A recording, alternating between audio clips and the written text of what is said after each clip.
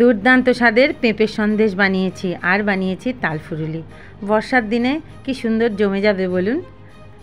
নমস্কার বন্ধুরা, আমি এভারগ্রিন এলিগ্যান্টেশা, আমার চ্যানেলে সবাইকে স্বাগত। আমি এখন চারতলায়, যেখানে আমার পেঁপে গাছটা ছিল। আপনাদের মনে আছে আমি আপনাদের এর আগে অনেকবার দেখিয়েছিলাম যে আমার 3টে পেঁপে ধরেছি।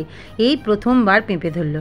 একটা পেকে গেছে, একটা কাঁচা, তার মধ্যে যেটা বড় সেই কাঁচাটাকে পারলাম, আর একটি এখনও ঝুলছে। আপনাদের আমি দেখাইনি অনেক দিন, সেটা হচ্ছে আমার ড্রাগন গাছে কিন্তু ফুল এসে গেছে। কিচ্ছু করিনি, গরমকালে কেমন হয়ে গিয়েছিল গাছটা, তারপর দেখলাম বৃষ্টির জল পড়তেই ঠিক হয়ে গেল। আর দিই বলতে তো আপনারা জানেন শুধু পাঁক জল দিই। কেমন হয়েছে গাছটা এখন। গাছটা কিন্তু আমি একটা যেটা করেছিলাম, মুখগুলো কেটে দিয়েছিলাম, তারপরে বেরিয়েছে। ফুলগুলো বেশ বড় বড় হচ্ছে। যাক, গেল আমার ড্রাগন ফুলের কথা। এবার আমি নিচে নিয়ে যাই পেঁপে দুটো, পাকা পেঁপেটা খাবো সবাই মিলে, আর তারপর কাঁচা পেঁপেটা দিয়ে কি করব সেটা আপনারা দেখতে থাকুন। টমেটো গাছগুলো না খারাপ হয়ে গেছিলো বলে ফেলে দিয়েছি, আর একটা টমেটো গাছই রেখেছি, এখনও টমেটো হচ্ছে, ফুল এসেছে।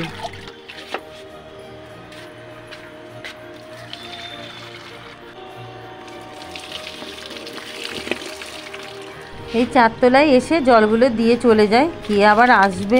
তবে দিচ্ছি ঠিক কথাই, ঝিরিঝিরি বৃষ্টিও পড়ছে। আজকে কত ফুল হয়েছে। আপনাদের সবাইকে নিশ্চয়ই জবা গাছে প্রচুর ফুল হচ্ছে। ফুলগুলো তুলে নিই। সাদা জবাও কিন্তু অনেক ফুটেছে। দাঁড়ান, এবার ফুলগুলো তুলি।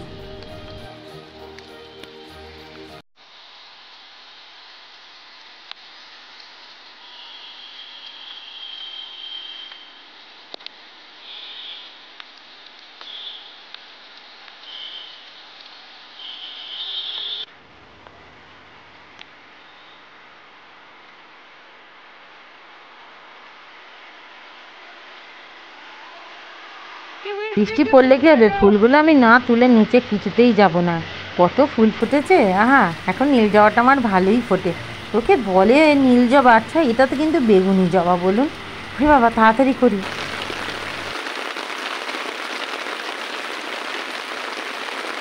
ভালোই হলো, আর গাছে জল দিতে হবে না। আমি যে কারণে এসেছিলাম আবার সেই কারণটা করে চলে যাই। একটু দারচিনি পাতা, লবঙ্গ পাতা আর তেজপাতা তুলবো বলে এসেছি।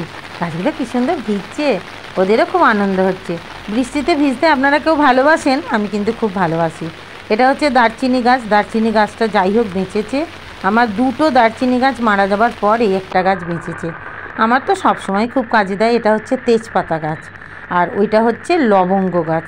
লবঙ্গেতে ফুল এখনও অবধি আসেনি, কিন্তু এটা হচ্ছে লবঙ্গ পাতা আর কি। এই দারচিনি, এলাচ, লবঙ্গ এগুলো খুব কাজে দেয়। ফুলগুলো মাথা নিচু করে দিয়েছে ঠিক কথাই, কিন্তু বৃষ্টি ভেজা বাগান দেখতে কিন্তু আমার খুব ভালো লাগে। আমি এখানে দাঁড়িয়ে দাঁড়িয়ে বেশ কিছুক্ষণ এখন দেখব, তারপরে আমি নিচে যাবো।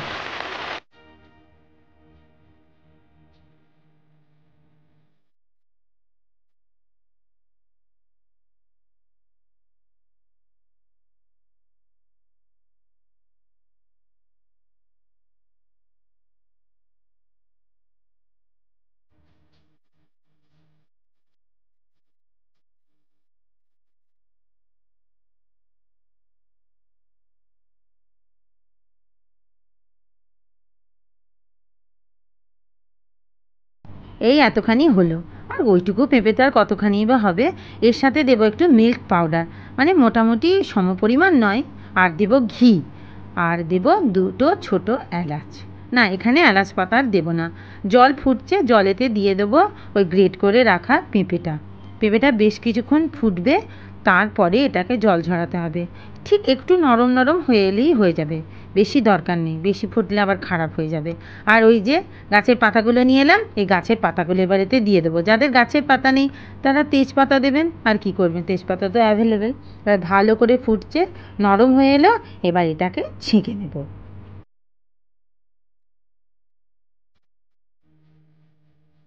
জলটা মোটামুটি 15-20 মিনিট আর কি রাখলেই জলটা ঝরে যায়, কিন্তু অতক্ষণ কি আর অপেক্ষা করা যায়। সেই জন্য আমি হাতা করে করে বেশি চেপে চেপে জলটাকে একেবারে সরিয়ে দিলাম। কড়াটা পরিষ্কার করে মুছে নিলাম, গরম হবে, তারপর দেব ঘি। আর দেব ওই যে দুটো ছোটো এলাচ ছিল, দুটো ছোটো এলাচ। না, গুঁড়ো করে দেওয়ার দরকার নেই, কেননা গুঁড়োটা মুখে সমস্ত সন্দেশে ছড়িয়ে যাবে। তাই এইবার দেব পেঁপেটা। ব্যাস, এই তো এইটুকুই কাজ। না না, এইটুকুতেই পেঁপের সন্দেশ মোটেও হয় না। বেশ কিছুক্ষণ দিয়ে মোটামুটি একটু লো ফ্লেমে এটাকে করতে হবে, 10-15 মিনিট মতো নাড়াচাড়া করলে তখন হয়ে আসবে। মানে জিনিসটা আর কি নরম হয়ে যাবে একেবারে। আর ওর সাথে পাকটা তো ঠিক করতে হবে না, পাক যদি ঠিক না হয় তাহলে আর কি করে ভালো করে হবে। সময় যে খুব বেশি লাগে তা না, কিন্তু আমি ওই নারকেল নাড়ু করার সময় যেমন বীজ মারে না, আমি সেরকম করেই বীজটা মারতে চেষ্টা করলাম আর কি। তাহলে হবে কি, খুব তাড়াতাড়ি হয়ে যাবে। তো ভালো করে এখন নাড়াচাড়া আমি করে নিই।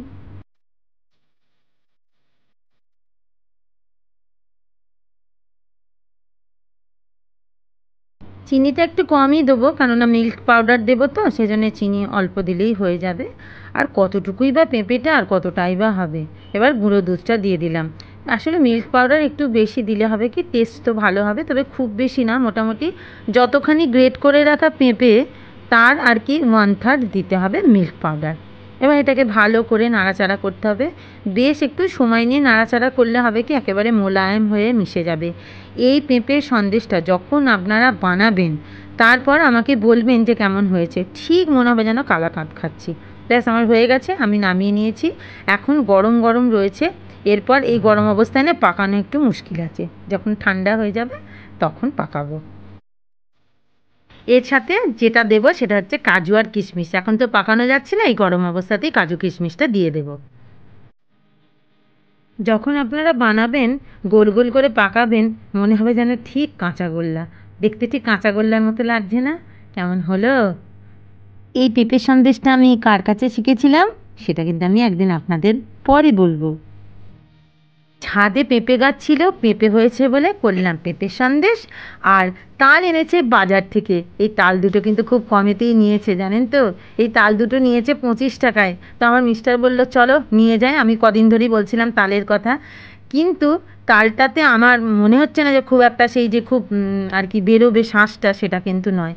দেখ, এখন কাটাকুটি করে কত সময় লাগে বলুন তালের। কিন্তু না, আমি যে প্রসেসটা ফলো করি, সেই প্রসেসটা যদি আপনারা ফলো করেন, অনেকেই হয়তো এখন জানেন, আগে আমরা সেই আমাদের বাড়িতে দেখতাম না ঝুড়ির মধ্যে চাঁচা হতো, কিন্তু এখন আর আমি ঝুড়িতে চাঁচি না।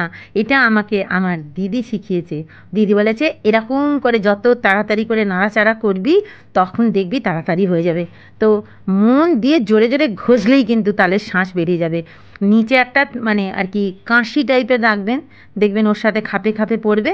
আর আমার এটা যেহেতু একটু বড় মতন, সে তো আমার খুব ভালোই হয়েছে, খুব তাড়াতাড়ি কিন্তু হয়ে গেছে।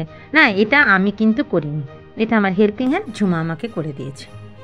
না না, ঝুমা নয়, ঝুমার যা এসেছিলো আমাদের বাড়ি, ঝুমার যা আমাকে বানিয়ে দিয়েছে। ব্যাস, আমি এবার এটাকে ফুটিয়ে নিই। খুব ভালো, ওরা আমাকে সবাই খুব হেল্প করে, এসব কাজে তো আমার একা ভালো লাগে না। এটা একটু ফুটবে, ফুটিয়ে রাখলে কী হবে, বেশ 2-3 দিন মতো, কেন অনেক দিন থাকে। মাঝে মাঝে বার করে করে ফুটিয়ে রাখলে বেশ ভালোই হয়। একে বলে মনে হয় তাল পিউরি বলুন, টমেটো পিউরি, আম পিউরি, তাল পিউরি সবই হবে। ঠান্ডা হয়ে গেছে, এবার বানিয়ে নেব। কিছুই নয়, যতখানি তাল ছিল ততখানি পরিমাণ চাল গুঁড়ো নিয়েছি, মৌরি নিয়েছি, আর নিয়েছি এই যে অল্প পরিমাণে একটু ময়দা নিয়েছি। সামান্য সামান্য ময়দা নিলে হয় কি, ওই মাঝে মাঝে কী হয়, চাল গুঁড়ো সঙ্গে মাখলে একটু ছড়িয়ে ছড়িয়ে যায়, এই জন্য অল্প একটু ময়দা নিতে হয়। তা আমি তো আমার বড়দের থেকেই শিখেছি। বাড়িতে আমাদের তখন কত লোকজন একসাথে আমাদের থাকা, এখন তো বাড়িতে লোকই কমে গেছে। আমার ঠাকুমা মানে 1 ঝুড়ি 2 ঝুড়ি তাল ফুরুলি ভাজতে বসতো, আর আমি তার পাশ দিয়ে খেতাম। এই তাল ফুরুলি খেতে কিন্তু প্রচণ্ড ভালো লাগে বলুন। আর এই তাল ফুরুলি, তালের বড়া, তালের লুচি, তারপরে তালের পিঠে করা হয় কিনা আমি জানি না, আমি কোনোদিন অবশ্য করিনি। তালের পরোটা, এই সবগুলো কিন্তু এখন হারিয়েই যাচ্ছে।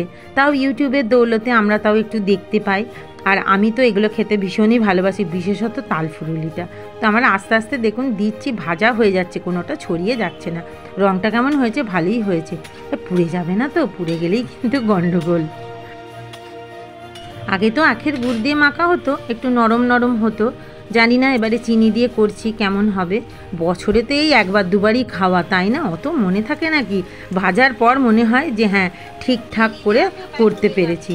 যতক্ষণ না ভেজে সবাই খেয়ে বলছে ভালো হয়েছে, ততক্ষণ কিন্তু এসব জিনিসের শান্তি নেই, যতই করি না কেন। আজ এতটুকুই, ভিডিওটাও তাহলে আমি এখানে শেষ করছি। সবাই খুব ভালো থাকবেন, সুস্থ থাকবেন। দেখা হবে আবার নতুন কোনো ভ্লগে।